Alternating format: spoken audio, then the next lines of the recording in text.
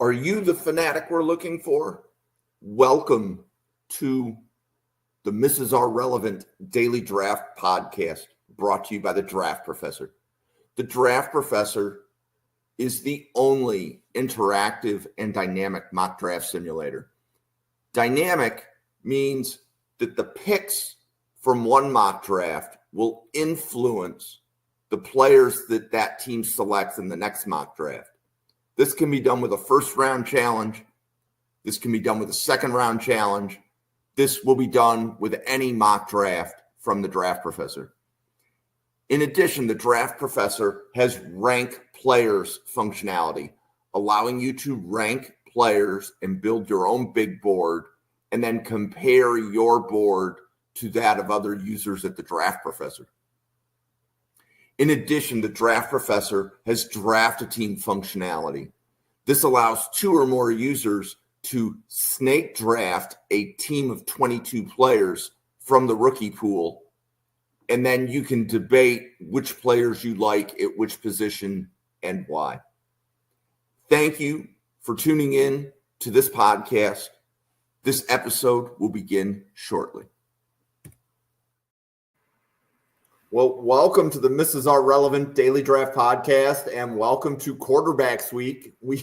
This is our 4th consecutive podcast on quarterbacks, and this time we're actually going to be talking about 2025 quarterbacks. But before we do that, Owen, how are you today? Good. How are you guys? I've been looking forward to this episode for a long time. Everyone likes talking about quarterbacks. You say you got 4 back-to-back episodes. I'm sure no one's gotten sick of hearing about, the most important position in football so far. Hey, Newt, how are you? I'm doing really well. Like Owen said, I've been kind of excited to get this episode going. It's been fun watching the podcasts and the clips earlier in the week, talking and kind of leading up to this. I think that there's been, amongst our circle, especially, a lot of excitement around this. And even in what is probably viewed as a little bit lower of a class, there's still a ton to talk about for these guys when you talk about the most important position in football and probably the most important position in all of sports, if we're being honest. So really excited for this. And Bill, welcome to Thursdays.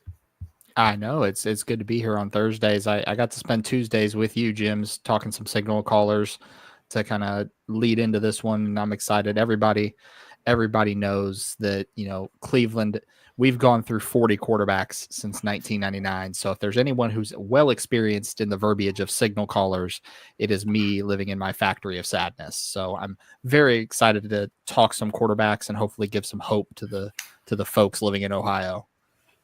I don't know if this is too early, but I got to take advantage of this really quick because, Bill's just sitting there. And, I listened to a couple bigger mock drafts this week, one with Mike Renner and the other with the NFL SE guys.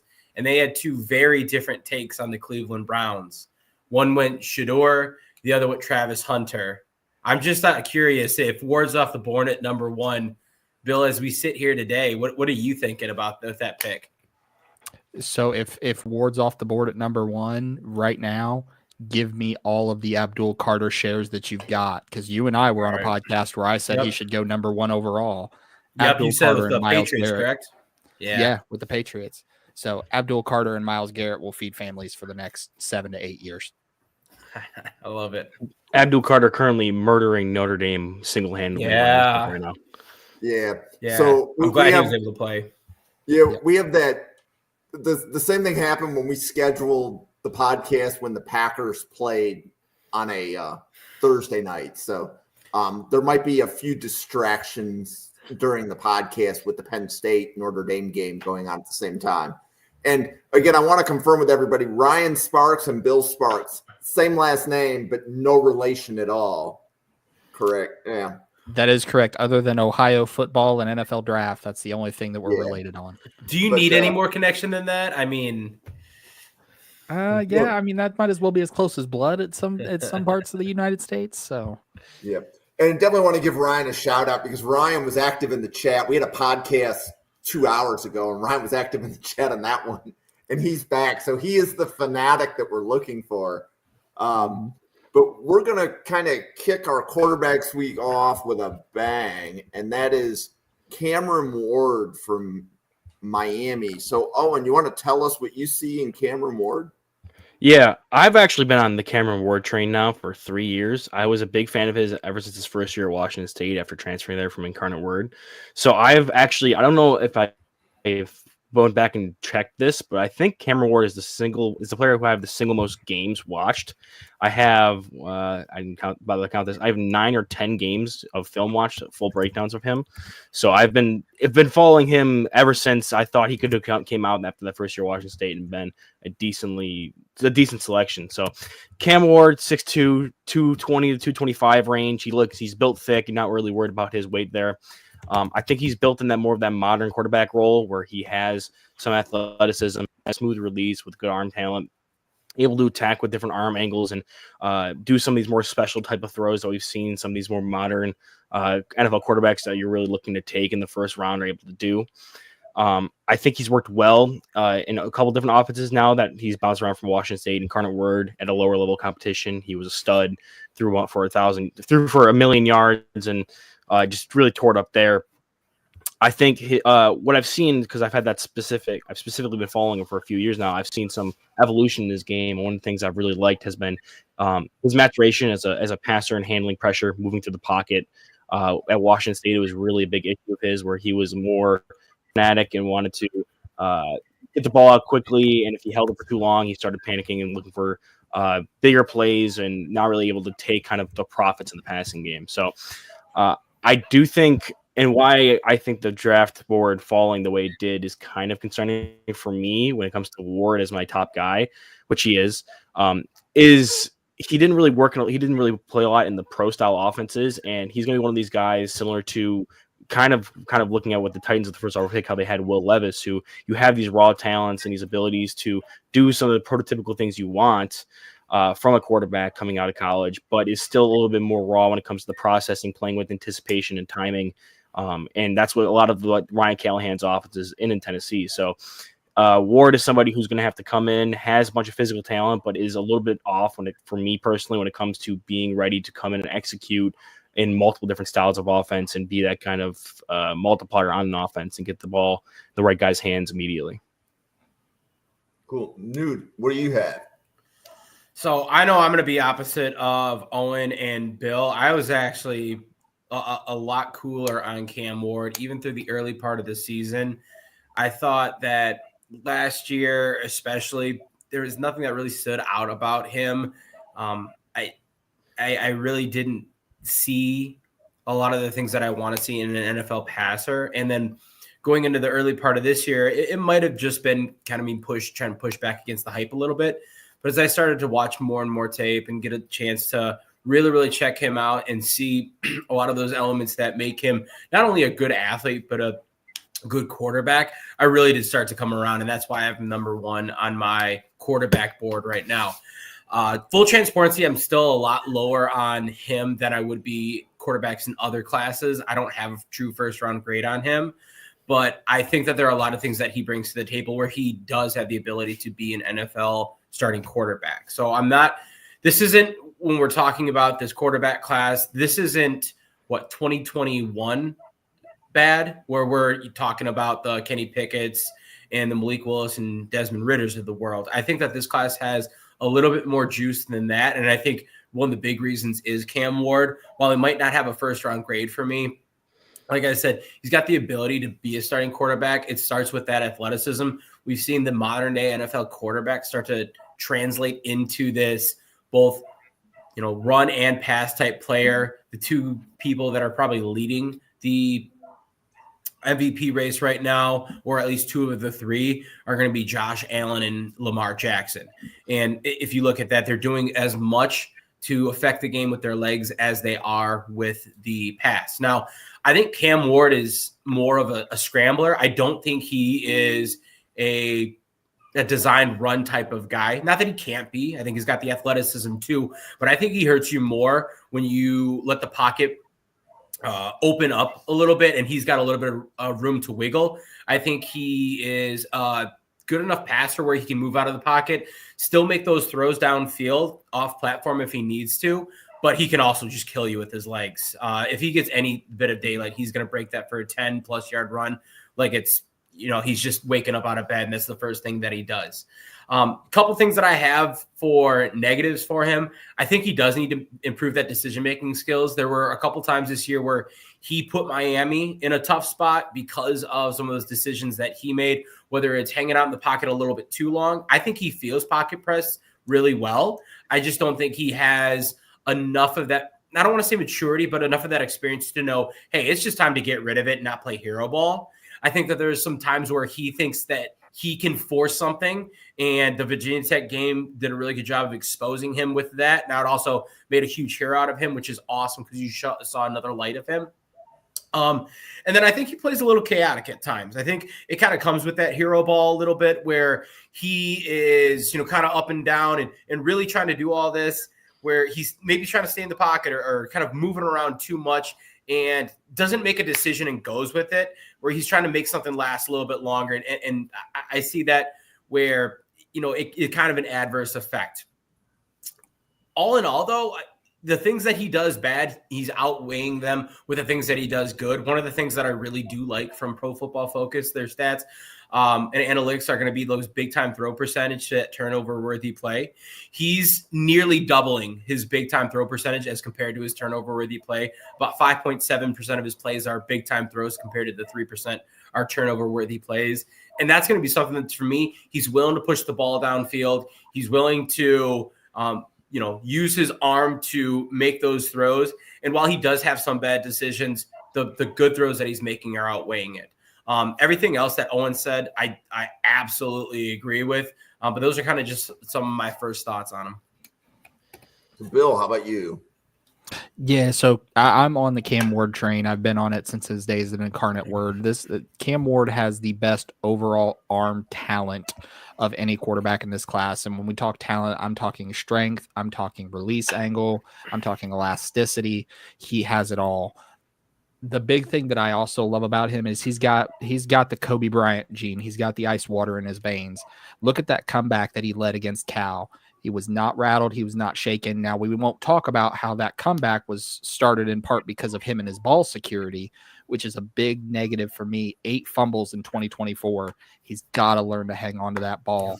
Another thing that I've seen from him is he often throws off his back foot rather than resetting his feet, especially when the pocket gets muddy.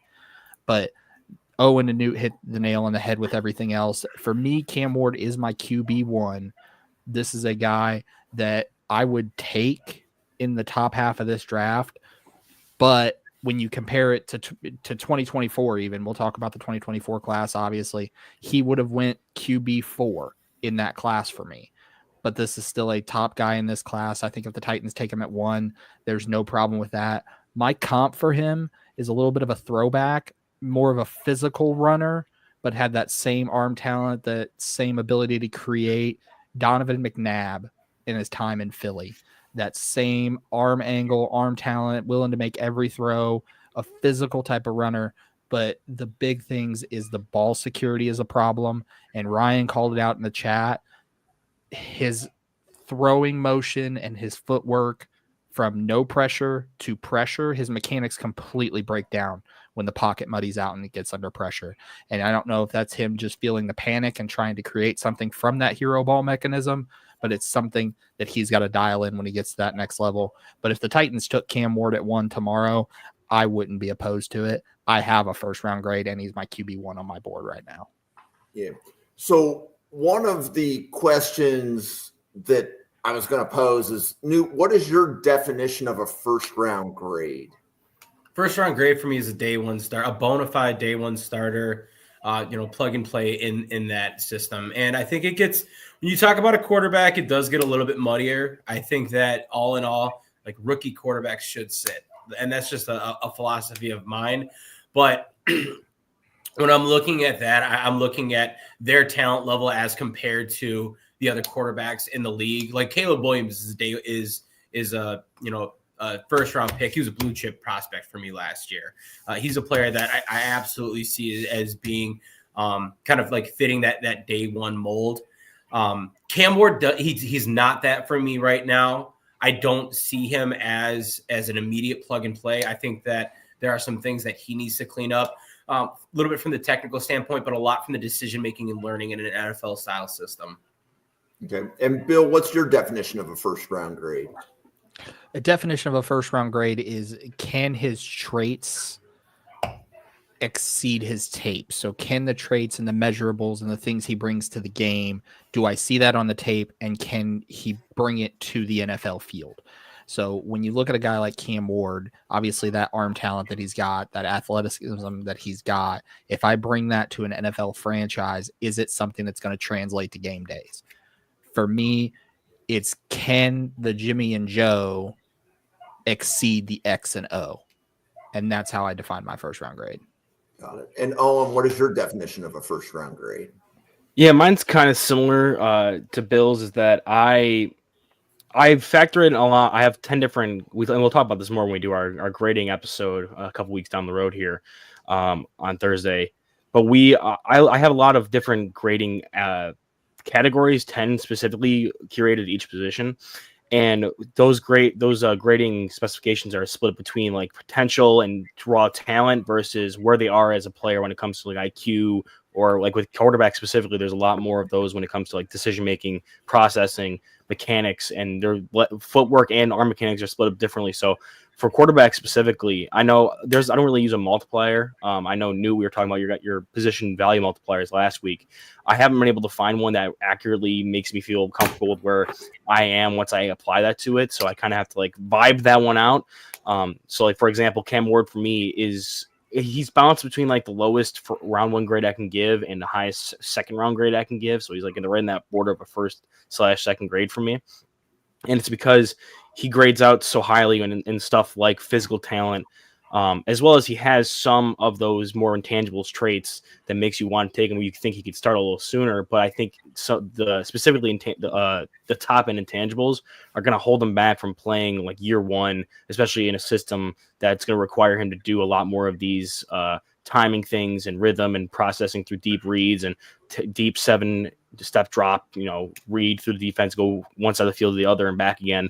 He's not going to be able to do that right away. So he has the talent and he has some level of processing that I think could translate to a more simpler offense or quarterback friendly offense, but he has some limitations that prevent me from like being like, oh, he's a bona fide first rounder. But being a quarterback, I can totally justify taking him in that kind of realm there. Yeah, I just want to bounce off of that too, because I'm glad Owen brought that up. And I recognize that my grading is probably a little bit unique. And while I don't have a first round grade on him, with that multiplier and kind of the way that I sort players out with some positions in mind, he's still number 15 on my board. So I've got some players with a true first round grade lower than him, just because they're playing maybe a little bit of a less premium position. I do try to recognize that. So I think that he's a top 20 player for me in this draft, just because of what he brings you at that premium position. So while I don't see him as a first round talent, I definitely see the potential for him, and I see the need that he can fill at a pretty dang high level. Okay. And I didn't hear a lot of comments on his processing time. I heard a couple, but Owen, how do you think he does with like getting the ball out in like an NFL 2.5 seconds kind of thing? Yeah, I think there are plays, and I don't have him as like absolutely atrocious in it. I feel like back at Washington State, he was definitely more raw, and that was more of a pass friendly, quarterback friendly system there, where it was really simple. Hit your back foot. There's going to be a read or run kind of thing. Whereas Miami, it's a lot more shotgun, so it's not going to be under center or anything like that. So that negatively impacts as well, because he's not turning his back to the play, having to read it a lot, like really quickly like that. They set him up a lot at Miami and that's kind of what played into me talking about how he's not really in these more pro-ready offenses where he's already facing the field the entire time. He takes a shotgun snap. His eyes never leave the downfield, so he's able to immediately after the snap after he catches the snap, knows where the safeties have rotated, is able to have eyes on it and stuff like that. So he's able to take a quick drop, and if he finds what he liked pre-snap and immediately after pro-snap, because he already has his eyes up, he's going to be able to get the ball out quickly. Where it gets more confusing is when they ask him to do some more play action stuff, or when he is passing into a set or an offensive play that the defense called a decent coverage on. So he has to wait to either hit different windows that are going to open up on those route combinations. So like, for example, a deep dig, if there's two underneath defenders and there's the first window when he hits the linebacker and the second window when he passes through and gets between the two of them, he will hesitate and kind of question which window to hit in that kind of split second. And that's when you start seeing like him roll out, because he's like, okay, I should have hit that first window there instead. Let me roll out and start making plays, because that was where the ball was supposed to go. So there are plays where he's able to read that and make the right play and get the ball out. Other plays, he struggles a bit to fully analyze it, and then get the ball out to the correct read in that play system. So guys who are elite at that, who are able to see the ball where it's supposed to go, pre-snap, post-snap, even when doing deep play action, taking their eyes off the defensive backfield and just taking a peek up, knowing exactly where to look. That's where you get guys who are like elite at that kind of processing stuff, where Cam Ward, I think, is slightly behind the ball a bit. And that's why I don't think he'll be like a day one starter. And especially will struggle with teams that want him to be a day one starter and have those offenses rely more on those kind of understanding and more mental side of the game with precision, understanding and reading and throwing the ball into those pockets. And Bill, what do you think as far as the processing time? So as someone who's watched him from Incarnate Word to Washington State to Miami, I can tell you coming into this season at Miami, that was his biggest red flag, was that there was little to no processing speed. It would take him every bit of 3 seconds to try to decipher and determine where to go with the ball. It's much improved. It's significantly improved. Part of that, like Owen had hit on, it's a shotgun offense. It's a single read, throw it and go type of offense, but he really succeeds, especially in the intermediate game, like Owen had hit on, in those deep crossers, those 10 to 20 yard throws where he knows that first window, if it's not open, the second window's there. So he's continuously getting better with that processing speed. I think the big concern is when he gets to the NFL level, obviously the game gets faster, the windows get smaller. He's going to have to speed up to compensate for that. So how does he speed that up? Is it with his processing speed? Does he try to speed up his mechanics and his release, which his arm angles are already tight as it is? I don't know how much more room you've got to speed that up, but I think the development from week 1 of the college football season this year to today is significant, and it can't be understated how much he's developed in that aspect. And Newt, any additional comments on the processing speed of Cam Ward? So I'll just throw out this right now. So his time to throw right now is 2.93 seconds, which if I'm looking at that for a college quarterback, that's really not that bad. I think that when you look at that, it's going to be something of a progression, and both those guys hit on it that it does have to improve, but he has shown the ability to improve that. I can't speak as much depth as Owen and Bill can, but looking at him last year with Washington State to this year, I've seen improvements, and I have written down that I saw him moving through his progressions fairly well. There were a lot of, single read go, but he was able to display that and then, pull it back and fire it when he needed to. I think one thing that does go into that, and this is something that can be said for all rookie quarterbacks or all quarterbacks in general, he had a really, really nice option with Xavier Restrepo in the slot, which gave him a really quick option to get the ball out. And for any quarterback that is looking to develop and start to improve that, having a safety blanket like a stellar slot wide receiver is something that is extremely nice to have. If you look at Bryce Young during his rookie year, one of the things that did stand out was how much he was able to lean on Adam Thielen. Now, he obviously still didn't have a good rookie year, but he was able to at least have that as a little bit of a crutch to go off of. I think that with that, and when you're seeing a receiver like that, that is short route, slant, across the field, really going to be open just because of their ability to slip coverage, it makes it a little bit easier to kind of always have something to fall back to and then get your flow going from there. Okay. And Ryan, thanks for dropping that into the chat. So just for reference for any of the people listening, I believe Caleb Williams' average time to throw last year at USC was 3.5 seconds. It was ridiculously long. I remember that. And he went number 1 overall. So we're talking about Cam Ward at 2.91, and we think that that's going to get better with time. Yeah. It was 3.16. I just checked it out. Thank you. But it's still over 3. I mean, that anytime you're crossing that threshold of 3, that is it's kind of a big number to look at. Yep. Okay, so Owen, you want to tell us about Shedeur Sanders? Yeah, so this is where I'm gonna be probably outside of the kind of norms here. I know this isn't viewed as like the best quarterback class, but we have this conversation right now between Cam Ward and Shedeur for who's gonna be like the number 1 overall guy. And I already kind of play my flag, and Shadeur's Cam's already my number 1 guy. And even though I don't have a true first round grade on him, it's borderline enough that with the fact that he plays quarterback and he has some of these high talent upsides, I can understand and rationalize taking him, top half of the first, approaching that like top 10 range, and then just the need is going to drive him the first overall. Shedeur, I'm just not really there with. I think there is a gap between Ward and Shedeur for me personally, and Shedeur is kind of in this second tier of quarterbacks that I have, which has him with like my my third and fourth guy here. So Shedeur is my number 2 quarterback. I've watched 5 games on him, 2 from last year against USC and Oregon State, and then 3 this year against Nebraska, Baylor, and Oklahoma State. Obviously, he is the son of Deion Sanders, and for me, I'm going to be interested to hear what Bill and Newt have as like their selling points, especially if they're going to be a bit higher on him than I am. That I saw him go out there and execute the offense well. He's able to get through some of his progressions well. He has really good accuracy and precision, which is one of my favorite topics to talk about when it comes to quarterbacks is accuracy versus precision and what the difference between that is. I felt like he had a good he was consistent enough to say he has good accuracy, but a lot of times the wild plays are going to be his precise passing, where he's able to really lay those, back shoulder balls in and able to give guys like Travis Hunter a chance to go up and get balls that most other quarterbacks aren't going to be able to drop into a bucket like that. So I think that's where he's going to succeed a lot at the NFL level is going to be, with his mind. He is a smarter player. He's grew up around the game, and he has that inherent accuracy and understanding of where to put ball placement in, has that kind of sixth sense for that.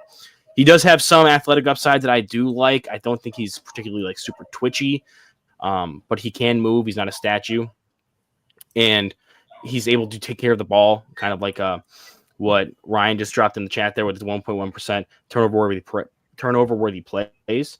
What I do think is going to hold him back is he isn't the most physically talented. I like his arm strength. His arm strength is NFL caliber. It's going to be able to throw across the field and get some deep balls down there, but I wasn't overly wowed with his ability to push the ball down the field and really drive and throw balls on a rope. It was a lot more of those where he has to understand where to lay the ball in. And that's really where his accuracy and precision showed up to overcompensate for that. His movement is fine. Like I said, he's able to use his legs, but I don't think he's going to be any threat to be like in the run game itself, kind of like a Cam Ward or someone like Jalen Milroe, who we'll talk about later. And a lot of times with the offense, he wasn't really sure where to go when he was hot. That was one of the things that drove me the craziest the most was I came into it expecting him to be this super, quick understanding, know where to put the ball in progressions, which he did show ability to do. It was more so when teams brought pressure against Shedeur and he had clear outs with his hot routes and he was looking in that general direction. He was either hesitant to pull the trigger on that or he just missed that entirely and tried to find a different place to put the ball and try to push the ball a little bit more downfield. And the only last thing I'll say with him is I wasn't the biggest fan of his ability to make plays off script. I thought that would be something I'd like a little bit more from him, especially because I didn't really love Colorado's offense. So seeing him get out of that system and make some plays was really what I was yearning for. And when he did do that, it wasn't really as successful. And that's where kind of those physical talent started showing up where it was not at the highest level. And I saw a graphic today where they took like the top 10 quarterbacks in this draft class and someone watched through every single play where they were under pressure this season. And they tallied it up as to what they would consider being to blame pressure, and Shedeur was head and shoulders like the first number one player. Like 20% of his pressures were on him for either moving out of the pocket at the wrong time, running into pressure, or just holding the ball for too long. Whereas like the next highest one I think was Cam Ward at 12%. So he's just a guy that I'm not super in love with. It sucks because I think him as a player would fit much better in that Tennessee offense than a guy like Cam Ward would, with that player archetype. But I'm just not in the same zone with Shedeur that I am with Cam when it comes to the talent being there for being a first overall pick level player. Newt, how about you?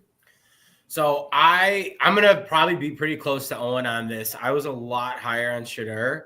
And as I started to break this year down and look at things, it kind of like started to go downhill a little bit more and more. It frustrates me, number one, looking at the competition and the level of play when you see him play against teams that are a little bit more physical, a little bit more stout. You saw him crumble a little bit. I think he does a really good job playing against a lot of the competition that they were set up against. But look at the Nebraska game, look at the BYU game, look at the Kansas game. Those are going to be ones where you have some question marks around Shedeur, and he's not necessarily doing the things that set him up in the light to be a first-round quarterback. Now, I think that there's a lot of things that he does really well, and Owen hit on those. The accuracy is going to be probably the biggest thing that he has going for him. He throws with anticipation. He does not turn the ball over through the air hardly ever. Like I said, 1.1% turnover-worthy plays. But with that, as we're starting to kind of break him down and look at the other aspects of his game, I think there's some things that he's really limited in. One thing that I looked at in talking about the difference between him and Cam Ward, we even mentioned with Ward, or at least I did, where he's actually able to move through his progressions, and not that Shedeur is not, but I got caught too many times where Shedeur is just staring down a target. If you watch the Nebraska game, he had 3 batted balls and 1 pick six because he's spending 3 seconds staring at the receiver he's going to throw the ball to, and it was just too easy for the defense to see what he was going to do. Now, in that game, he also had some really good throws that he was able to come back with, but it was just too much of him not displaying the ability to read the whole field and to move off of that first option. I also think his frame is light, and he's going to potentially face some issues with injury if he does not bulk up, especially if he continues to have some of the issues that he did at Colorado. And speaking to that point, if we're talking about him, no offense, Bill, but to the Browns where the line's not that great, to the Giants where the line might not be that great, you're looking at a little bit of the same old, where he's probably going to be getting hit by defenders that are, they're not Mountain West defenders. These are guys that are coming to rip your head off. And so with that, he's got to be aware and have an understanding for what things he needs to do to physically take care of himself. And I think adding some muscle to his frame is going to be one of the biggest things for that, so he can actually stand in the pocket and take some of these hits. Aside from that, I don't necessarily have a ton that I want to add, because I think Owen hit the good and the bad really, really well. I got a 3rd-round grade on him. It's an earlier 3rd-round grade, and he does make the top 50 just because of that quarterback position. But man, there's some things that I didn't see that I wanted to. He's in my he's the only one in my second tier. So Cam Ward's tier 1, Shedeur is tier 2. That's kind of how I have those two broken up. But there's a big gap. That's for sure. So Bill. Yeah, so I'm going to be a little bit higher on Shedeur than Newton Owen, not by too much though. So I have 18 first-round grades. Shedeur is number 18. He's right there in that fringe, but I could still see him going at the top of this draft class. Owen hit on a lot of things, but this is a guy for Shedeur. For me, he's very accurate with the ball. He knows where he wants to go with the ball. He has good processing speed. I do love his ball security. Owen hit on it, that 1.1 turnover worthy percentage. A quarterback who does not turn the ball over is a quarterback who's going to be successful if you don't turn that ball over. The big things that I would like to see him work on, it popped up a lot in the Alamo Bowl versus BYU when they threw complex defensive looks at him in multiple fronts, switching from 4-3 to 3-4 and 4-2-5 looks. He got confused. He got flustered, and you could see it, and that's why that game did not go well for him or his stock. The other thing is he takes too many negative plays trying to make something happen rather than just throwing the ball away and live to fight another down. How many? I believe he had 52 sacks in 2024. Now, granted, some of that is the leaky offensive line at Colorado, but some of that is him drifting back, trying to make a play. Some of that is him trying to just keep the play alive rather than just throw it away and get to 2nd down or 3rd down. I will say this, though. When you look at the teams picking at the top of the draft, Tennessee at 1 with Brian Callahan, Cleveland at 2 with Kevin Stefanski, those offensive schemes, Cleveland Browns running a West Coast wide zone scheme with Stefanski, Callahan running a very efficient scheme like he did with Joe Burrow in Cincinnati, Shadur is a better fit for those schemes than Cam Ward is. That is why I have Cam Ward as QB1, but I would not be shocked to see Shadur go before Cam in the NFL draft just because of the fit that's better for him. But I have a first round grade on him. My comp for him is Geno Smith if you took his entire Seattle career and gave him that comp. It's that same style that we talked about with Geno Smith on Tuesday as well, a spread style quarterback who's got some stuff to work on underneath the gun and underneath center, but Shadur can play under center as well. He didn't have some of those footwork concerns that Geno did, but the same style, very accurate style quarterback, has the arm to make those throws. But I think there's a lot that concerned me about that BYU game. And if I'm in Shadur's camp, if I'm Dion, I am burning every piece of that BYU footage that I can find on planet Earth and not letting it see the light of day, because that's exactly how you stop him, as you throw a complex defensive look at him. And Sanders is at the Shrine Bowl, right? Yeah. Yes. Yep. So, Owen, is there something that Shadur Sanders can do at the Shrine Bowl that would move him up your board? I think so. Another thing I didn't really hit on that I think specifically for a game like the Shrine Bowl would actually make it for me better is if he did the exact same stuff he was doing while at Colorado, while at the Shrine Bowl. I kind of touched on a little bit with the scheme at Colorado, but in addition to the offensive line being awful, like Bill mentioned, the scheme there was not beneficial for a lot of times to Shadur. They ran a lot of screens on the perimeter where they have the wider hashes in college. He's throwing like 20, 25 yards just for a wide receiver screen, like a tunnel screen. And when it gets a little bit tighter in the NFL, a lot of times you hear that being said as like, oh, it's going to get harder because the windows are tighter. There's not as much space to work with with your wide receivers. I think Shadur, with the way he's able to have some more precision level passing, some higher level precision level passing with some good accuracy, that's not going to bother him as much. And so I think coming in and playing at the Shrine Bowl, doing that with another offense that they're going to ask him to do that isn't the one that Colorado ran. But in addition, I think Shadur benefited.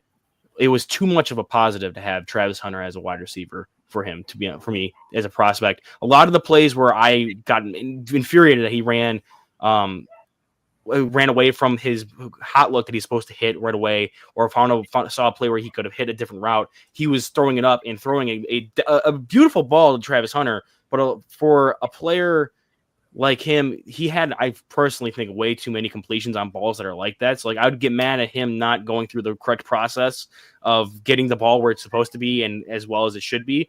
But I'm like, I can't really complain. Travis Hunter just mossed a dude in the end zone for a touchdown. That becomes a touchdown play.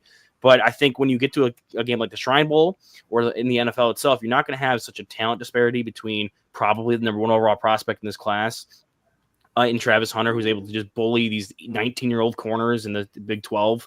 So if Shadur is able to go out there and able to put the balls in the same spots for these other wide receivers at the Shrine Bowl, and they're able to still make plays, and it's not just him kind of benefiting from how dominant Travis Hunter was at wide receiver and what his level of talent on the offense there was overall with his pass catchers, I think he could move up because he's showing that it's not just him benefiting from the success of his elite level teammates as well as the offensive scheme. So, Bill, how about you? Is there something at the Shrine Bowl that would move him up your board? Yeah, so the big thing I want to see from him is how he diagnoses in pre and post snap versus defensive schemes, especially if the Shrine Bowl defensive coordinator decides to open up the playbook. If they throw a lot of vanilla schemes at him, which it's hard because you can only plan for so much, but I would want to see that. And then I'd also want to see him, and this is going to sound bad, I want to see him throw some incompletions. Throw the ball away on first down. If it's not there, don't try to drift back in the pocket. Just throw it away and live to fight another day.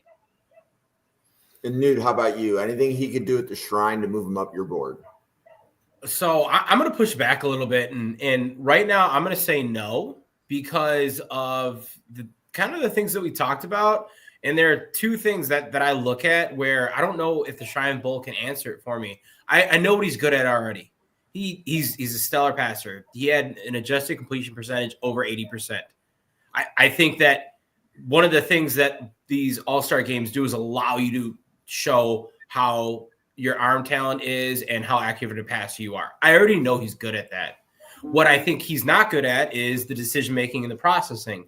When you talk about some of those things, we look at him with him taking too many sacks. He had like 20% pressure to sack ratio, meaning like 1/5 of the times he gets pressured, he's taking a sack, which is an awful number. He's like the third highest of all draftable quarterbacks. And we're talking about him in the number 2 spot. With that, I don't think, and correct me if I'm wrong, but I think with the Senior Bowl and the Shrine Bowl, those defenses are only able to do so much where they can't actually be that unique. And the coordinator has to have a specific personnel on the field, and they can't blitz or they can't blitz with an X number of players.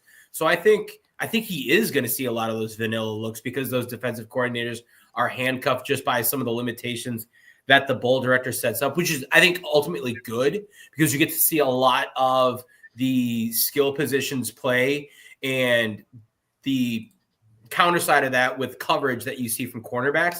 But the things that I know he's good at, I think it lends itself for. The things that I want to see him improve on or I want to see more of, I don't think he's going to be challenged in the Shrine Bowl for that. Okay.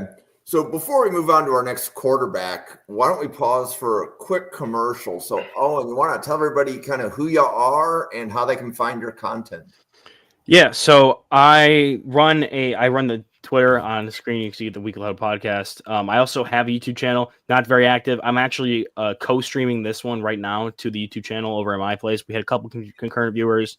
Kind of didn't have any prep or anything. I just kind of send it live and see how it works with this first one here. So if hopefully we're going to be able to get some more traffic over there, and I might find time to post more stuff over there as the draft gets a little bit closer. I'm less trying to just watch guys in bulk at this point. We get some more finite details and stuff. I can do some things like that. But yeah, other than looking at that channel to see if I post once in a blue moon, or looking at some of my random takes on Twitter, I'll be on this podcast every Thursday, and that's really my main source of content at the moment. Cool. Bill. Yeah, so you can find me on X at Sparks Scouting. You can also find me on X at Draft Detectives as well. Also a writer and analyst for CadesDraftRoom.com, so you'll see a lot of my content there.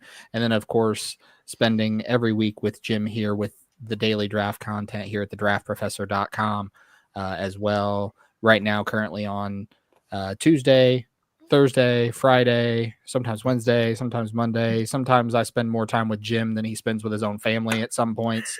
I'm sure he's tired of seeing my Cleveland Browns wall in the background. But yeah, most of my content you can find on X at Spark Scouting. Cool. And Newt. So you can find me on X at NFL Draft _Weston. I also do write articles for the website that I run, ZeroTechDraft.com.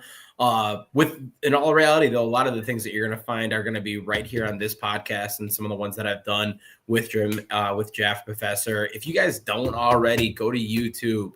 Please hit subscribe. This is something where, what Jim's done to get us all together. He's putting out a lot of really good content just through the 24 guys that we have together that are talking about this and bringing a really diverse background to our viewpoints. So from now until April comes, we're going to be putting out a ton of content. Please subscribe, follow us on Twitter. Jim was a saint and threw out a ton of the guys that are part of this up on Twitter. If you get a chance to check that link out and give those guys a follow, they are all phenomenal at what they do with looking at the draft. We really, really appreciate it as you guys follow along for this. Cool. Well, thank you for that. So please like the podcast on YouTube. Please subscribe on YouTube at NFL Draft Fanatic, no I in Fanatic. As Newt and the others have said, the channel has daily draft content. Nearly every podcast this week was on quarterbacks, part of #Quarterbacks Week. And we can definitely tell it's catching on. We're seeing a lot of engagement in the chat. So Ryan, thank you very much. And to Newt's point, there's 24 people at the Draft Professor that are putting out content, and there's more coming. So like next week, I think Owen and Newt are doing interior offensive line, correct? And then it's the big board. So they've already done the scouting reports. You can go to the YouTube and see the scouting reports. We have 2 guest podcasters. There's a Bears podcaster coming on and a Jets podcaster coming on to give their offensive line rankings as well. And there was controversy. Apparently, my simulator does not have Connor Colby ranked high enough for somebody. And I think that was one of the first players that Owen and Newt did. But there was Twitter discourse today when Connor Colby on the simulator wasn't high enough. I'm just saying. I love that. That's interesting. That's awesome. It is. Yeah. But let's go to Jalen Milroe from Alabama. So, Owen, you want to kick this one off? Yeah. Jalen Milroe, probably one of the most recent guys to come out and commit to being in the draft that isn't also going back. I know Beck came out late too, but he's now, we learned today, going back and already has a spot lined up in Miami, Florida. And it's going to be, so Milroe was probably our most recent draft commit. I've watched 5 games on him, all from this year. So I know he had limited starts starting last year. There was kind of a carousel of starting quarterbacks with them between him and I forget the guy's name who played lacrosse at Notre Dame and went back and forth. And but anyway, I watched 5 games from this year. He's 6'2", 225. Similar kind of build with Cam Ward, where you got that kind of thicker. He shows up when he's going to be a runner. I think for me, Milroe, if I'm going to take a swing on a quarterback, I'm not super in love with any of the top guys, and someone values them higher than I do, and they grab them in like the earlier day 2s or even around 1, like we were talking about the other 2 previous. Milroe is my guy that I'm going to look at for the back half of day 2, or day 3 quarterback, just because he is one of the twitchiest athletes at quarterback I've seen. I put him up there with your Anthony Richardsons and your Lamar Jacksons, where as a runner, he's just the physical talent is able to do things that most guys are not supposed to do. Like Riley Leonard, for example, is another guy who is a really good running quarterback. Similar with Cam Ward, where they can move and get kind of vertical with some good speed and can move around the pocket and have some twitch. They don't even touch what Milroe can do, especially when it comes to change of direction and explosiveness out of his stance, and able to really impact the game as a runner. So if I'm going to look for a guy to take a swing on, it's going to be a guy who I think it has some level of game-breaking athleticism in his game to be tapped into. Other than that, I was actually genuinely surprised with some of the processing stuff I saw with Milroe. I came into this expecting him to be a complete raw, isn't able to really process anything, one read and go kind of guy. But there was some stuff, especially in these harder games against defenses like Michigan and Georgia, where I was there looking at it like, okay, he's able to process this a little better than I thought originally coming in. Now, that's not a high endorsement. It's still something he's going to need to improve on, but it's not something I really hated. His poise under pressure needs some work. I think my favorite aspects of his game is his athleticism, and then I do think he does a good job with taking care of the ball when it comes to throwing the ball. Didn't really see him put it into harm's danger. Like there were some guys that I've watched, and I've watched some bad quarterbacks for this draft class, not just ones we're talking about today. And in comparison to that, there are plays where Milroe, because he has his legs, is more willing to just take off and run as opposed to force balls into windows that he's not supposed to really go into, or is kind of a question mark. He's more willing to take that run and go off with it. Where I had my biggest issues with Milroe was his ability to maneuver in the pocket. His footwork is suspect when it comes to lining up and throwing the ball, and so is arm mechanics. I described him as like a shot put thrower, where it's a lot in his shoulder, and a lot of his mechanical issues are showing up in his lack of accuracy. He does have some plays where he can drop it into the bucket down the field, but I think him just lacking those technical abilities. He isn't the best when it comes to arm strength and arm talent overall. In my personal opinion, I'd like to see a little bit more when it comes to being able to push the ball down the field and drive it over the middle.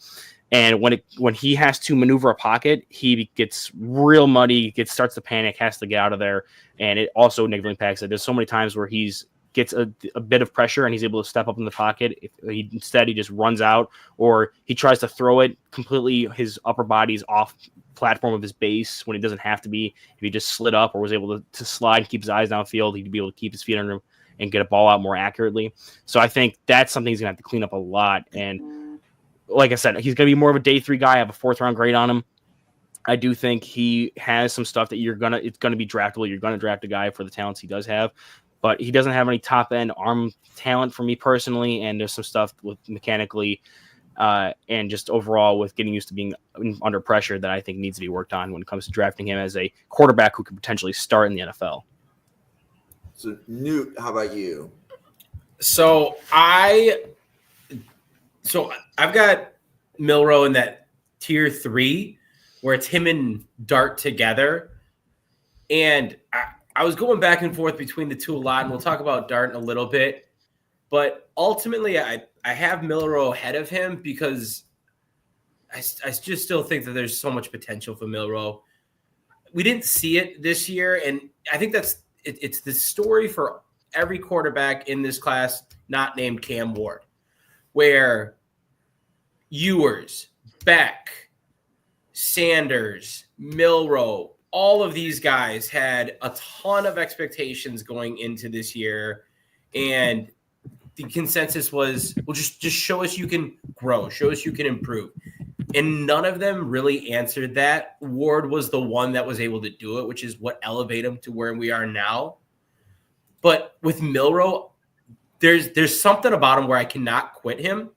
He didn't do the things that I wanted him to do, yes, but man, does he have the ability to just change a game with his athleticism. Now, that's a good thing and a bad thing in the sense that he's a freak athlete. And bringing up Anthony Richardson, I don't think he's quite there, but he's got that same flavor where he can take over a game. He's a legit dual threat quarterback.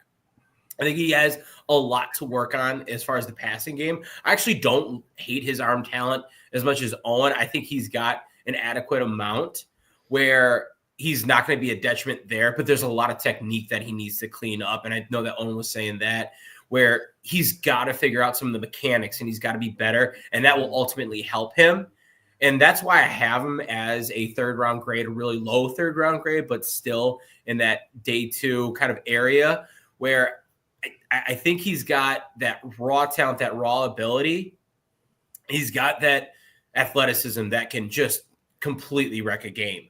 I think right now he relies on it too much, and that's kind of where I go with it's a detriment to him to a point where not that he's not a hard worker, but I think he can find his way out of situations and out of things just relying on his athleticism alone.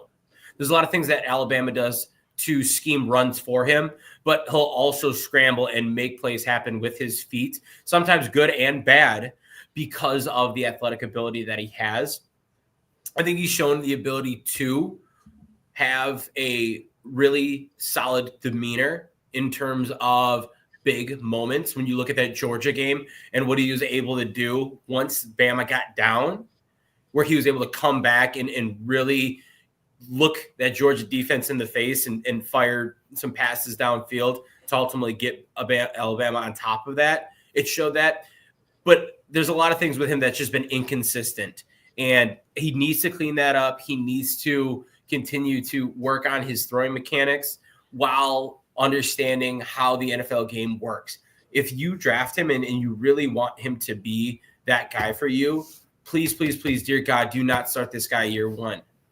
I think we've heard, and I can't remember, Jim, if it was you, but, Seattle Seahawks, man, I would love that if he landed somewhere there. The LA Rams, if he were to land there, something where you have a player that is maybe moonlighting their career and they're just kind of to the end of that. And Milroe has a legitimate reason to take a backseat, be a sponge, and learn. And I think realistically, that's the best way that you're going to see him come to being an NFL starting quarterback, because I think the potential is there. I really, really do.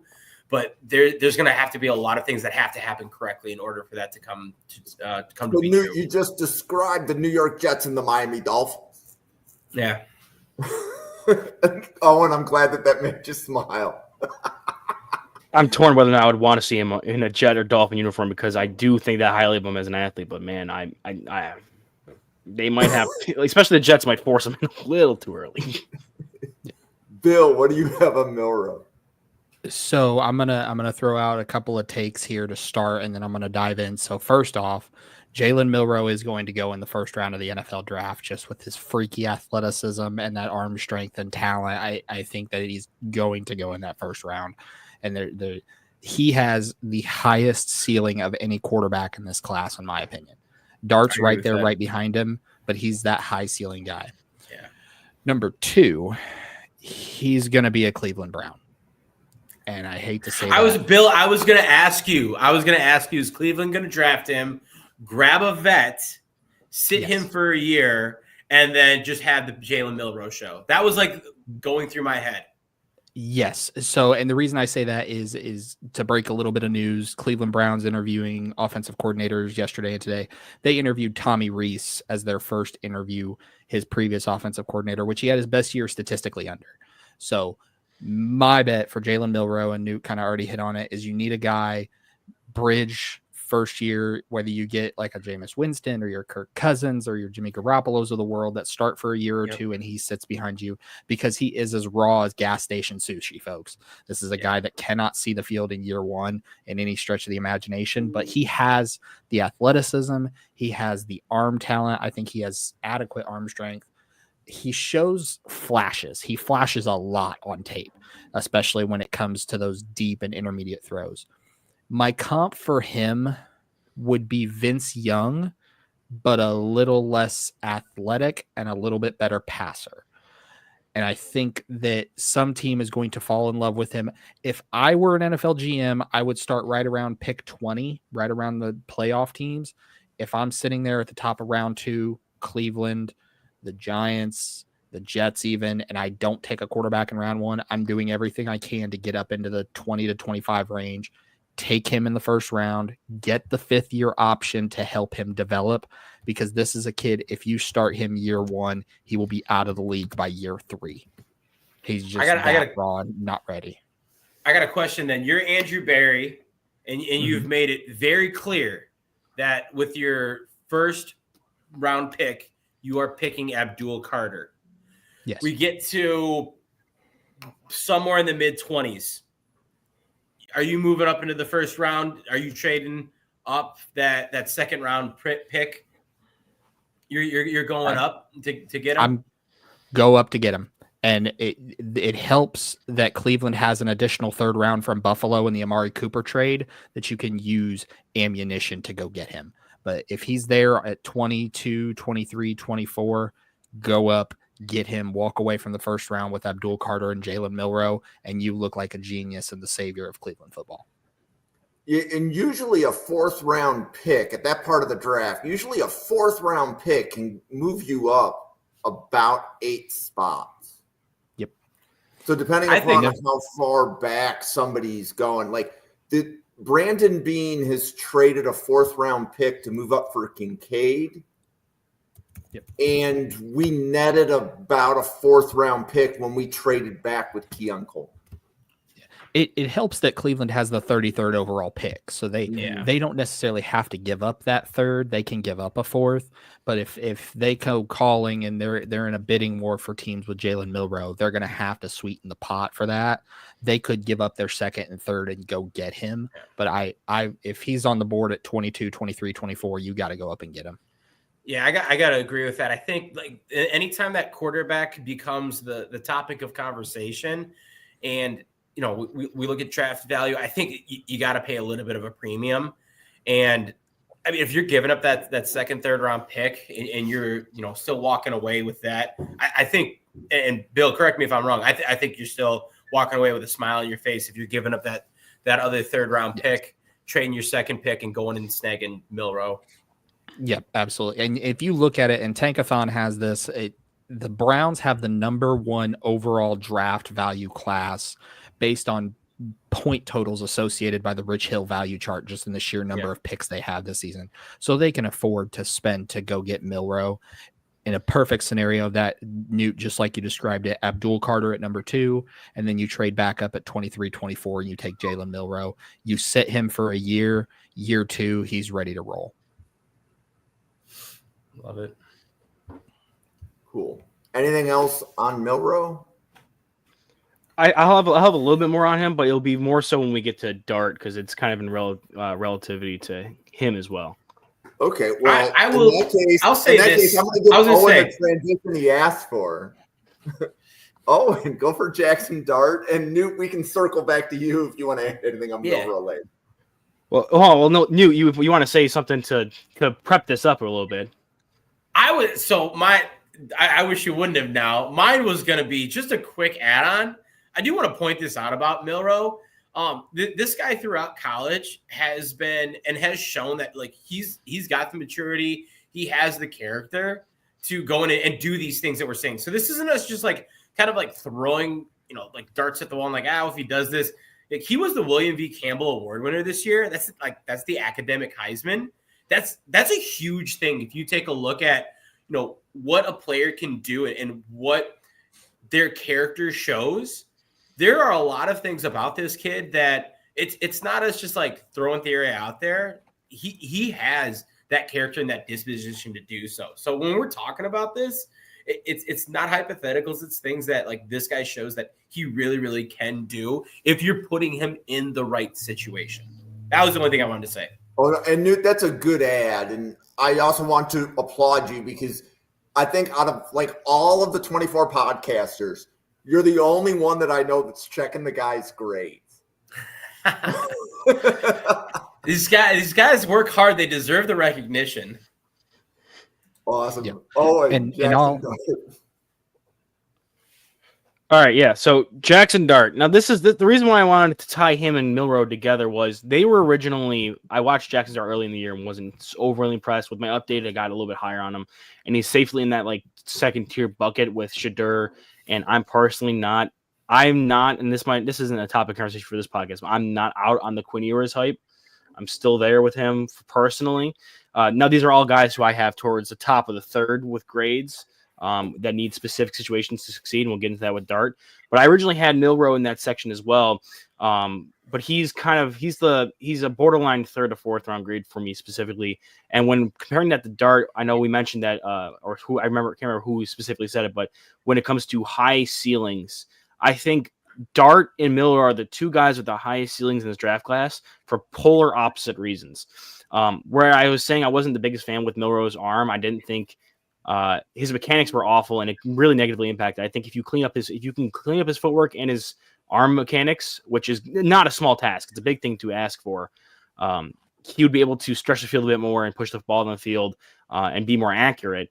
I saw when it comes to him running off script and being able to move around and try to throw off platform, the arm strength wasn't there with some of these other top tier guys. So I do think he has an NFL arm. It was just like, even with the fixing of his mechanics to give that a little bit of a boost on top of boosting his accuracy, I didn't see the elite level ceiling or even like high level, like top 5, top 10 level arm talent with Milroe. With Jackson Dart, on the other hand, now getting to him, I saw a guy who isn't a statue, kind of in that same kind of like maybe probably even a little less than Shadur, but not a statue, can move a little bit, was using the read option game a little bit here, but not nearly in the same stratosphere as Jalen Milroe. But when it comes to arm talent and the ability to push the ball down the field, has the strength to throw some 60-plus yard bombs with accuracy and with some good velocity coming out and the trajectory of the passes coming in from there. It's not all kind of sky bombs. And as well as you being able to attack the short to intermediate with good velocity, good I'm trying to think of the word that they use in baseball with the trajectory that the ball comes off the bat. Launch angle. Yeah, like a launch angle kind of trajectory level thing there when it comes to his accuracy and being able to have the arm strength to fit stuff into tighter windows without having to kind of leave him up there and lay him up. I do think his arm is able to do that. And that's all with saying that I don't love his mechanics either. I think his feet still need some polishing. He never really was forced to play in a more pro-style offense. And his arm mechanics, I've tended to find him throwing. It was kind of a weird thing where he was throwing outside of his frame, but it wasn't a true sidearm. It was more of like this consistent, like diagonal cutting across kind of arm release mechanic, where I think if you want him to square up with his hips and be able to drive that ball with his lower body all the way up through his shoulder, he should be able to get even more so on that arm. And as well as he has that side arm, he has some of the other stuff that you can unlock with arm mechanics. So he's another guy who's raw, played in a really quarterback friendly system at both USC and Ole Miss. And I never really saw with other guys who played in these quarterback friendly systems who were top end picks like a Caleb Williams, who was able to take that and improve on it. I never really saw Dart as someone who was succeeding beyond a certain level past that. Like, he got to a floor with that scheme, and he had flashes of being the guy who can surpass that and make something even better of it. But I never really saw him as someone who was to the level of a top end guy like that. So I do love Dart's arm. I think he's Milroe in the inverse, as in I think all of his talent ceiling is going to come from his arm talent, and his feet are just okay. Whereas Milrow, I think his arm is serviceable, but his athleticism and footwork is where you're going to untap his ceiling from. So these are two guys who are really similar to me. I just value more Dart being able to fix some of the things I want from him and learn more mentally than that comes with Milrow, where it's the mental part. You're going to have to kind of basically rework a lot of his mechanics and stuff to make him work better as a thrower overall. So, Owen, question. Yeah. So Phillip Rivers, people commented on his mechanics when he was coming out, but he never changed them in the NFL, and he had a reasonably good career. Could you make an analogy between Dart's mechanics and Rivers as to, like, is it like Rivers, I think it was unconventional but effective. Are you saying Dart's isn't going to be effective, or what's the analogy? I think right now, because I would have to go back and watch and look at specifically and break down for myself what Rivers' mechanics were when it comes to unconventionality. I wasn't really breaking that down. I was watching Phillip Rivers as a child. Yeah, but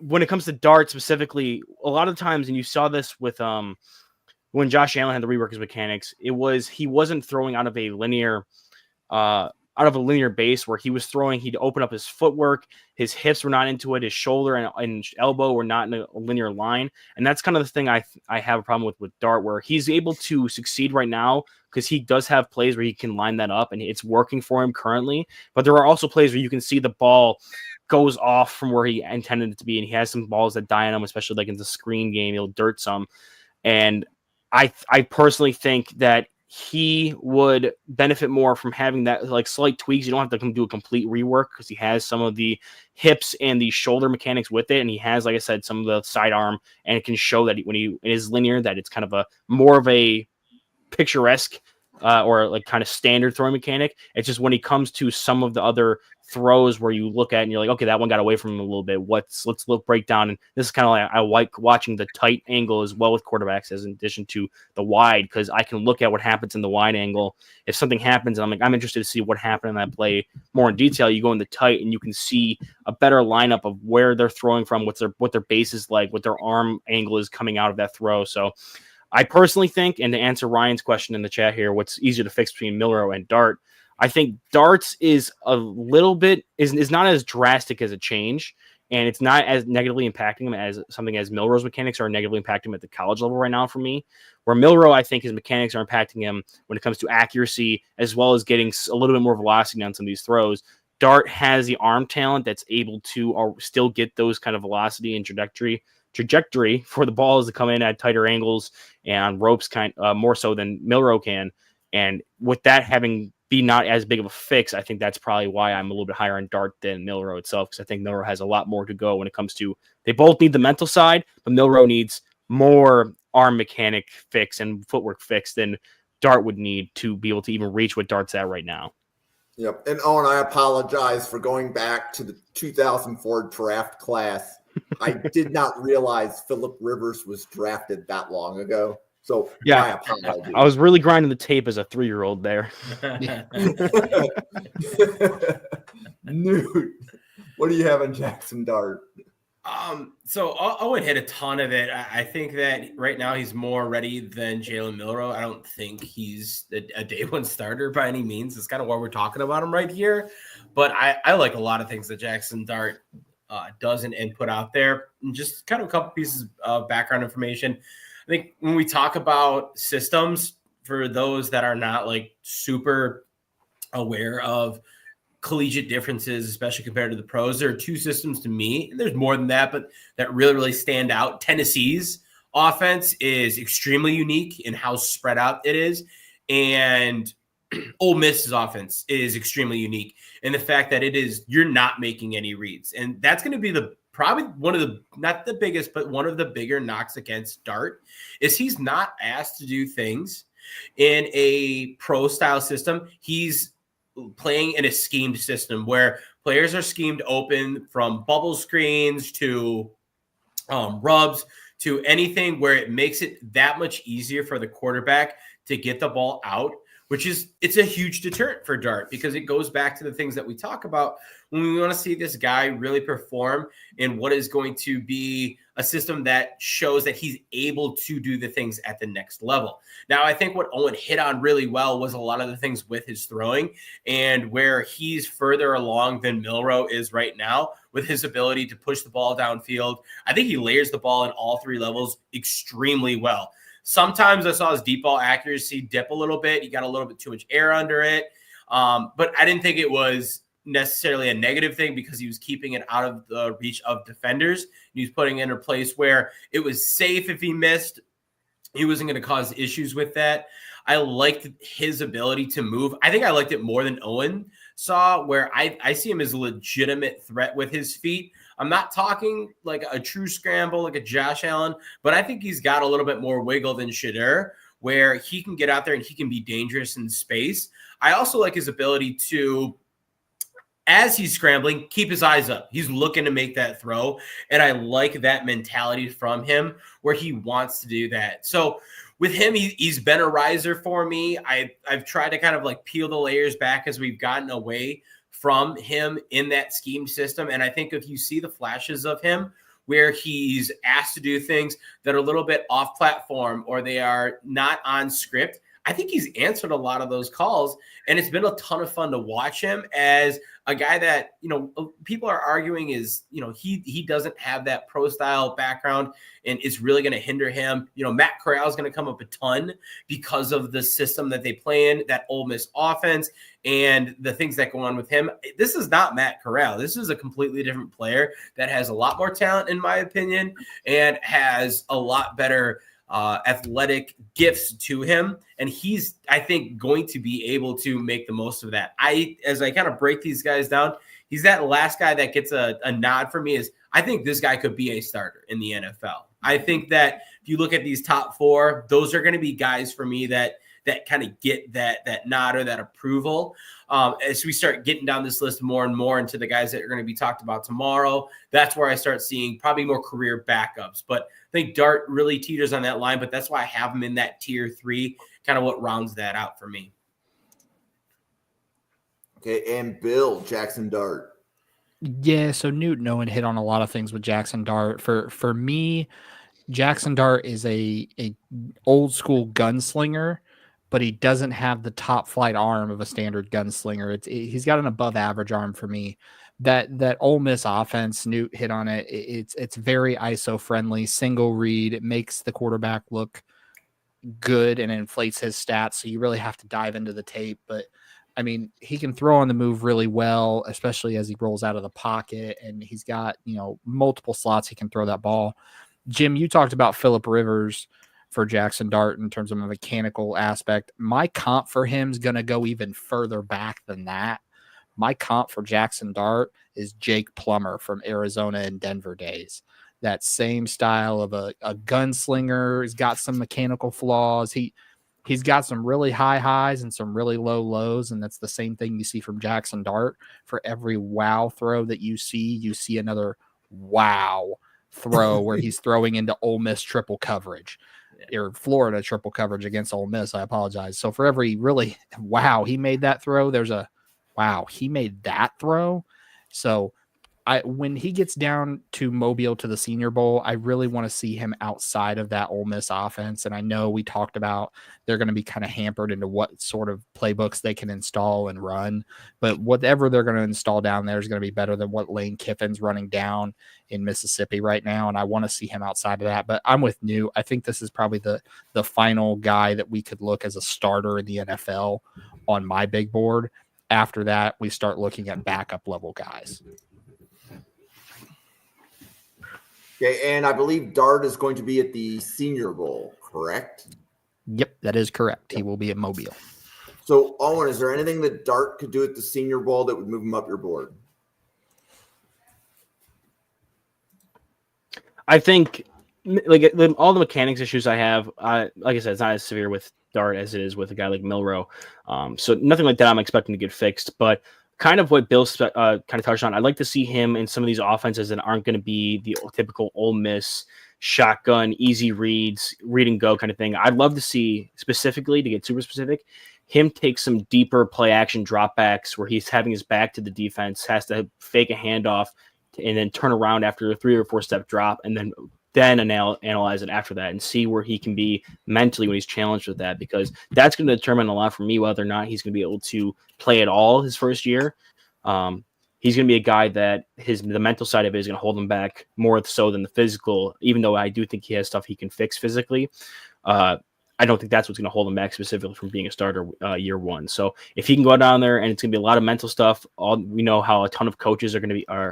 A coach from each team works on the staffs for those games now. It's not the same where it was the winner or lose, like the 3rd or 4th overall pick kind of a team. Can't remember how they used to decide it, but instead of it being that way, it's kind of they send different assistants to get some kind of coaching experience above where they're currently working at for teams. So you have a representative from all these different teams who are going to be seeing him in the kind of the quarterback room, in the offensive install, trying to talk to him and pick his brain a little bit, see how he processes this stuff. And they're going to challenge him with those kind of things. And that's what I'm specifically going to be looking for, is some of those ones where he's not going to have easy reads. He's not going to have his eyes on defense the entire time. And he's going to have to make those quick decisions and understand where the ball needs to go against certain defenses. And if it's going to be against these vanilla defenses in the Senior Bowl, he should be able to. It should be a next stepping stone up for him coming from the Ole Miss. Now this, and then eventually get to be able to do that against more complex defenses in the NFL. Bill, anything that you want to see at the Senior Bowl from Dart? No, Owen hit the nail on the head there. I want to see him in what we call the whiteboard talks during practice. Let's draw up a play. How do you read it? How do you progress through it? Who's your hot? Who's your out? Where's your out of this play? I want to see him kind of work on those progressions and ultimately also kind of work on taking a little bit off of his passes. Sometimes he turns into a Randy Johnson level pitcher, all gas, no brakes. So I'd like to see him layer it a little bit better at Senior Bowl. Yeah, and we're throwing out a lot of sports analogies, and I think some of these players didn't play. Like Owen didn't get a chance to see a Randy Johnson or a Jake Plummer play. I'm just saying. I saw him last night at the Nuggets game, doing an interview in the stands. There you go. You said Jake Plummer was in the stands at a Nuggets game? Yeah, they interviewed him at like halftime or something, and he was on the after-show game too. His nickname was Jake the Snake. It was very difficult to tackle him in the pocket. If you ever need to go back and watch any of the tape. But Newt, how's the Penn State game going? Tyler Warren just had a huge catch. So Penn State's down 17-10, but Drew Aller and company is making some things happen. So it's a good game. So according to Ryan, Drew Aller hasn't completed a pass to a wide receiver. Why would you throw to a wide receiver when you have one of the best playmakers in the draft? Like you got Tyler Warren. It also doesn't help that all of Penn State's wide receivers are future accountants of America. That's who he's throwing to out there. You got Nick Singleton, Keyshawn Allen, and Tyler Warren. Just throw to those three. That's all you need. Yep. Okay, so we talked about Kyle. Go ahead. Oh, go ahead, Jim. Okay, so we talked about Kyle McCord a little bit last night on the 2026 quarterback episode. So for anybody watching this in rewind, like if you're watching this, Kyle McCord's appeal should be declared any day now, right? Because theoretically he's ran out of eligibility, so he's in this draft class unless the NC2A grants him his appeal. So, so we have him here, and I guess, Owen, you want to tell us what you have on Kyle McCord? Yeah, this is where we're going to get into, personally for me, we get into like these kind of backup projection level players. I liked McCord. He played at Syracuse after transferring there from Ohio State. One of the guys I work with at UB lives in Syracuse, and he went to that Syracuse Miami game and ran on the field after they won, which was pretty electric. So I got some good stories about the players on the field there, including McCord, reacting to some of the guys down there. But McCord, for me personally, I think he's definitely the most physically limited of the players we talked about so far today. When that comes to his ability to move with, make plays with his legs, his arm strength to be able to push the ball down the field and really make these high-end NFL level throws. I think he can make some of the more limited stuff, but he's not one of those guys that I'm going to be expecting to hit, far hash to sideline outbreaking routes, that's a 30-yard throw laterally that I'm not expecting him to make those consistently if I'm going to have him come in and play for me. So I think he wins a lot with post snap reads and with some good accuracy. I did like his accuracy, both as consistent accuracy as well as precision. And I know I've talked about that a few times, but just for a quick summarization on that, when I talk about accuracy versus precision, accuracy, if you look at like a bullseye, it's the spots are hitting not specifically on a bullseye. It could be off the center a little bit, but it's all still in the same cluster, more consistency than anything. And precision is more like it's everywhere, but you can hit the bullseye more so than the accuracy one. And the best players can combine those two, where they're consistently hitting on target and have these bullseye level throws where they're just dropping the bucket, back shoulder stuff. And I felt like McCord was able to marry those a little bit better than some of the other guys we watched today. And that's where he won a lot of his games. I don't think he has the arm mechanics when it comes to like changing his arm angles and really making these higher elite plays, which comes kind of in tandem with that lack of arm talent overall that I don't love. I do. It just not even though we're not covering today, I do agree with Ryan that I prefer Ryan or Rourke over McCord, simply because I think McCord is just lacking in those kind of higher end talents. So if I'm going to get a guy that I need to come in and it'd be a high end backup, maybe like a bridge starter at his highest ceiling, and can really hold it down the fort for like a year while your starter's hurt, or you're looking for another guy that can come in and has some higher upside, I think McCord is your picture perfect guy who's going to have like a 10+ year career in the NFL, just because he can win with other things other than his lack of physical talent that he's already lacking now in college. Bill. Yeah, so Owen hit the nail on the head here, and I'm with him too. I have Rourke over McCord right now. The big things that are flags for me with McCord is I see a lot of times he locks onto his primary read and misses opportunities to hit checkdowns in that Syracuse offense, and sometimes he's just got to know that first read's not open and just let it rip. But he is a very, very sound thrower, very good anticipatory thrower. My comp for him is Diet Jared Goff in that same style of aspect. And just like Owen hit on, this is a guy who's probably going to be a journeyman level starter for you. Could be a spot starter and moonlight for several teams over a multiple year career. And I have been talking with some of my New York sources about his waiver, still looking to get a finalized answer on where it stands. But Jim, you have the most up-to-date information. The NCAA should announce something on his waiver at some point. But this is a guy, if he comes out right now, I could see him probably in the third round, is probably where I'd feel comfortable taking him. But he could fall into day 3 just with how teams would want to see more from him. And ultimately, I don't know if he's got that in his tank. No. So I agree with everything that Bill and Owen said, and I don't want to beat this McCord conversation too much. I really do like McCord's arm talent. I think that this year, especially when you saw him playing at Syracuse, you saw that come to life a little bit more. I thought he threw in a really nice rope over the field. I thought he could hit the short to intermediate really well. Deep throw wasn't necessarily the greatest. I thought he underthrew his receivers a fair amount, and that was one of the nitpicks that I had. The thing that I love about him, and is the thing I hate about him, and it's going to kind of go into my comp that I had for him, he's an absolute gunslinger, and he's going to live by the throw and die by the throw. He's going to have games like he had against Pitt that were just, one thing after another, 3 pick sixes, I think 2 more picks on top of that. And it was just like, oh my gosh, what's going on here? And then he's going to have games like he had against Miami where he's just out there slinging the ball around and just doing things to will his team into that win. And it's that mentality that I really like about him.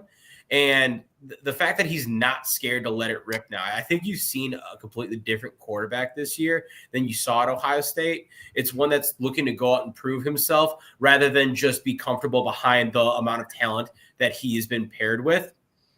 For me, I cannot get this away from like my head when I'm thinking about him. And I'm not talking about arm talent, and I'm not talking about career path, but I'm talking about this mentality. I keep thinking Brett Favre, where he's just going to go out there and he's going to throw it.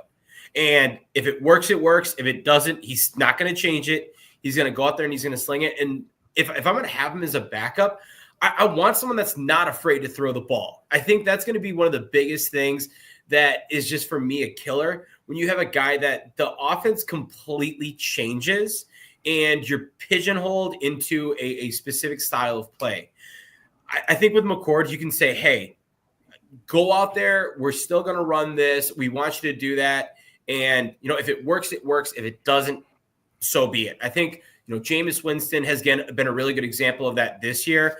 There's been ups and downs with Jameis Winston, but I would rather have him in place playing in those games and doing the things that he's able to do than I'm going to take Spencer Rattler, for instance, who just doesn't have the ability to necessarily go out there and do things because of some limitations that he has and how he approaches the game. So that's why I've got Kyle McCord here. Once again, I'm looking through it with that lens of I think he's going to be a career backup. I think he's got the opportunity to be in the league for a while as a career backup. He's not a mobile quarterback. He's not going to be a mobile quarterback. He's got enough arm talent. I actually like his arm talent a fair amount, but he's got the mentality. I think that'll help him stay in the league for that, maybe even around 10 years as a serviceable backup. Yeah, Newt, I want to, because I'm going to tie this into what we were kind of discussing here in the chat a little bit with the comp to like a guy like a Jake Browning. When I say I don't love his arm talent, it's specifically more of the higher end stuff that you're looking for when it comes to like bona fide starters, where you're looking for a guy who can attack outside the numbers, who can push the ball down the field with consistency and have that. I do think personally McCord has some pop in those shorter, like inside the 20 throw, especially over the middle. I can definitely see where that, and that's what I think makes him such a great option for being a backup, is he has that trigger and he has a quicker release to be able to get it out and attack those areas of the field with some velocity. And you're not going to see him go out and make the Josh Allen throws or the Patrick Mahomes throws, which is going to limit to him to being not a high-end starter kind of guy or even a consistent starter. But a guy like Jake Browning, this is now all the credit to Jake Browning. The reason I got into draft stuff was that 2014 Washington Huskies team with Jake Browning and John Ross. But Jake Browning had an absolute noodle for an arm. He's developed it a bit more now that he's cleaned up some mechanical issues since being on the Bengals. We saw that last year when he was in for the injured Burrow.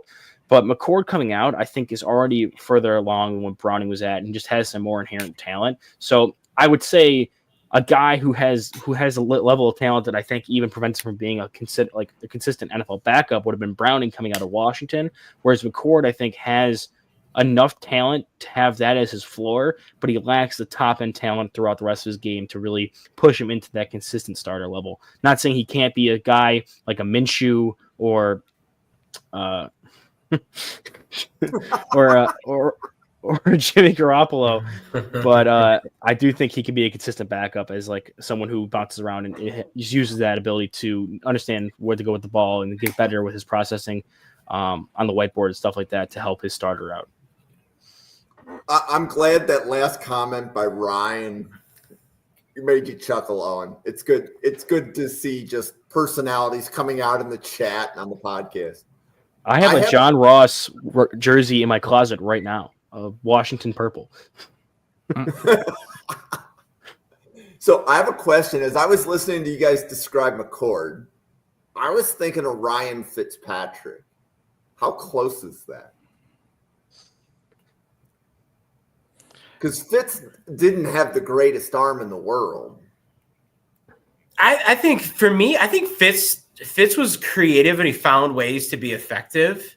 And I think that's what made Fitzpatrick kind of like who he was. He was also, and I'm not saying McCord's not bright. He's an unbelievably bright quarterback. And obviously the Ivy League pedigree supports that. But I think that there's a lot of things that Fitz did and understood about the game that allowed him to have the amount of success that he did and kind of be that little bit of a spot starter. A little bit more of a talent comp for me and maybe more fits with this. I almost like him to the level of like an Aiden O'Connell. I don't think quite as much arm talent, but some of the things that O'Connell's doing and kind of what you see him as now as man, he's not really a starter. He's able to get the job done and take advantage of those. But you're obviously looking to upgrade from there. That's kind of where I see him a little bit more. I think with the play style, as Newt described it, because that is a thing that we saw, is that he would run around and try to make throws that I think he's just not physically going to be capable of making at the NFL level, but he was willing to go out there and spin it and take some chances, which would bite him in the ass sometimes, but other times he would be able to just work through it and be able to stay within the pocket and win from there in other situations. So I think that's where you'd see your Fitz comp there, with his ability to be like gunslinger that doesn't have like the high end ability of a gunslinger, but has that mentality still.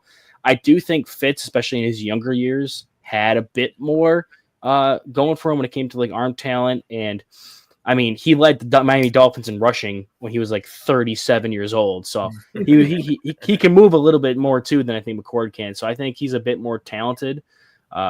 But at the same time, I do think that's like the career path and play style you're looking at for a guy like McCord.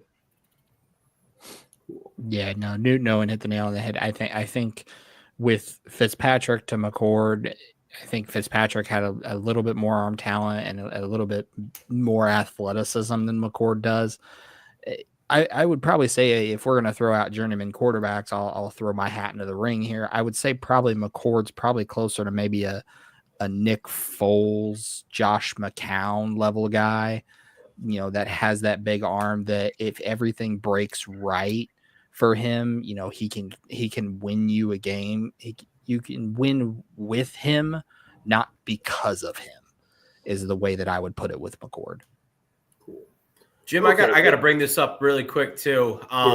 Just a quick story. When we were in college, we would regularly get jerseys from like DHK and other websites, and we put a big order in for them.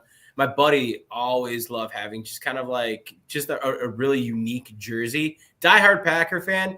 I'll never forget the day like he pulled out a Bills Fitzpatrick jersey and he's like, "This is it, man. This is the crowning piece of my collection." And he loved that thing. And every time I think of it, I cannot help but think about that Bills Fitzpatrick jersey. I am glad that I can reminisce about jerseys you bought in college. I bought a Deion Sanders Atlanta Falcons primetime jersey. That's so cool. It was the white Falcons. It said primetime on the back. That was the first jersey I ever bought. That's awesome. I also have a fascination with random jerseys, especially with I had a trend where I would just pick my favorite guy the Bills drafted, and then buy their jersey, and then go on their events and have like this random 5th round pick jersey on or whatever. So like I was in early on the Gabe Davis hype there for that one, but I have my favorite one outside of the John Ross one is it's the Ohio State one where it's black. The main color is black with the red stripes, and it's Cardale Jones from that. Oh my gosh, that's a name. Throwing it back a little bit. Bills. That's another guy who really got me into like the draft stuff, because I was like, oh, this quarterback built like a water heater that can throw it 70 yards. And then the Bills actually drafted him, and I like did laps around my house. I was so excited. And then Cardale Jones happened, but then and we move on from that. But I always like getting these jerseys that kind of like have that, they're random, but they have kind of that more sentimental value for that kind of stuff. Cool. Well, we've been going for 90 minutes. So for everybody watching, hit the subscribe, hit the like, give Owen a follow at Weekly Huddle, give Bill a follow at Spark Scouting, give Newt a follow at NFL Draft _Weston. The channel is at NFL Draft Fanatic. No, I am Fanatic. But on behalf of everybody at the Draft Professor, thank you for watching, and we will see you again on a podcast tomorrow.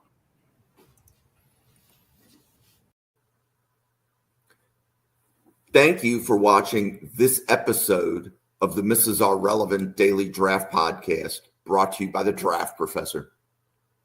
Please follow the Draft Professor on YouTube, X, and Twitter at NFL Draft Fanatic. No, I am Fanatic. If you have a moment, try using some of the Draft Professor mock draft functionality, including a first-round challenge, a second-round challenge, rank players, and draft a team. Thank you very much for watching. and we look forward to seeing you on our daily draft podcast tomorrow.